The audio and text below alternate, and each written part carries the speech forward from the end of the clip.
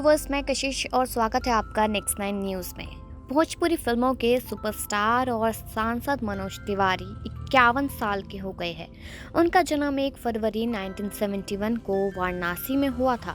मनोज ने भोजपुरी की कई सुपरहिट फिल्मों में काम किया है। वैसे फिल्मों के साथ साथ वे अपने पर्सनल लाइफ को लेकर भी काफ़ी सुर्खियों में रहते हैं। बता दें कि उन्होंने लाइफ में 2 शादियां की है।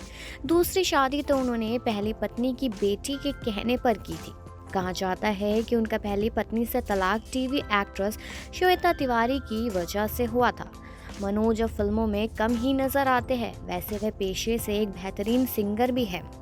बता दें कि मनोज तिवारी ने 2020 में भोजपुरी की जानी मानी सिंगर सुरभि तिवारी से दूसरी शादी की थी। हालांकि इस बार उन्होंने सभी से छुपा कर रखी थी। यह जब उनकी बेटी हुई तो तब जाकर ये बात सामने आई कि उनकी दूसरी शादी हो चुकी है। बता दें कि सुरभि मनोज तिवारी का एडमिनिस्ट्रेशन का काम देखती थी। मनोज एक इंटरव्यू में बताते हैं कि दूसरी शादी के लिए बेटी जिया ने कहा था। सुरभि भोजपुरी इंडस्ट्री का जाना माना नाम है और वे फेमस सिंगर है। उन्होंने कई सुपरहिट भोजपुरी गानों को अपनी आवाज़ दी है। बता दें कि मनोज ने 8 साल पहले पहली पत्नी रानी से तलाक ले लिया था, जिसके बाद शादी नहीं की थी। मनोज का पहली पत्नी से तलाक की वजह श्वेता तिवारी को माना जाता है। कहा जाता है कि एक्टर की पत्नी शक करती थी और उन्हें श्वेता मनोज के रिश्ते पर शक था। फिर बिग बॉस के घर में दोनों साथ में नजर आए थे तो इनके रिलेशनशिप की खबरें आने लगी थी, जिसके बाद रानी ने मनोज को तलाक देने का फैसला कर लिया था। बिग बॉस सीजन 4 की विजेता श्वेता रही थी। शो में दोनों के बीच शानदार बॉन्ड देखने के लिए मिला था, क्योंकि दोनों ने साथ में कई फिल्मों में काम किया हुआ था और तभी इनकी अच्छी दोस्ती भी हो गई थी।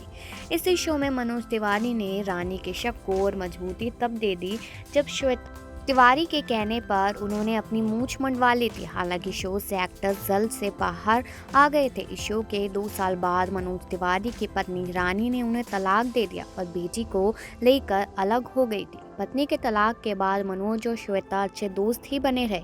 आज भले मनोज तिवारी किसी परिचय के पहचान के मोहताज नहीं है, लेकिन एक दौर था जब उन्हें खूब स्ट्रगल करना पड़ा था। उन्होंने पहले अपने करियर की शुरुआत एक गायक के तौर पर की। अब वे फिल्मों से दूर राजनीति में अपनी किस्मत आजमा रहे हैं। वो भारतीय जनता पार्टी के सांसद हैं। मनोज तिवारी एक दौर में गायकी में इतने लीन थे कि उनके सर से खून निकल रहा था। वो खून देखकर भी नहीं रुके, बल्कि सारी रात गाते रहे थे। न कि इस लगन की वजह से उन्हें फिल्मों में गाने का मौका भी मिला। मनोज तिवारी ने 2004 फिल्म ससुरा बड़ा पैसा वाला से भोजपुरी इंडस्ट्री में डेब्यू किया था। उनकी ये फिल्म सुपरहिट साबित हुई और मनोज को घर घर में पहचान मिल गई। सिर्फ 30 लाख के बजट की इस फिल्म ने उस समय तकरीबन 9 करोड़ रुपए की कमाई की थी। एक इंटरव्यू के दौरान मनोज तिवारी ने अपने संघर्ष के दिनों को याद करते हुए बताया था, 4 किलोमीटर तक पैदल चलकर स्कूल जाना, प्लेटफॉर्म पर सोना, ये बहुत ज़्यादा याद आता है। इस इंटरव्यू के दौरान उन्होंने अपने पहले एल्बम को रिलीज़ करने के दौरान हुई मुश्किलों के बारे में भी बात की थी। मनोज तिवारी के बारे में ये अनसुना किस्सा कैसा लगा है, ये कमेंट सेक्शन में ज़रूर बताएं और बाकी खबरों के लिए बने रहिए नेक्स्ट 9 न्यूज़ पे।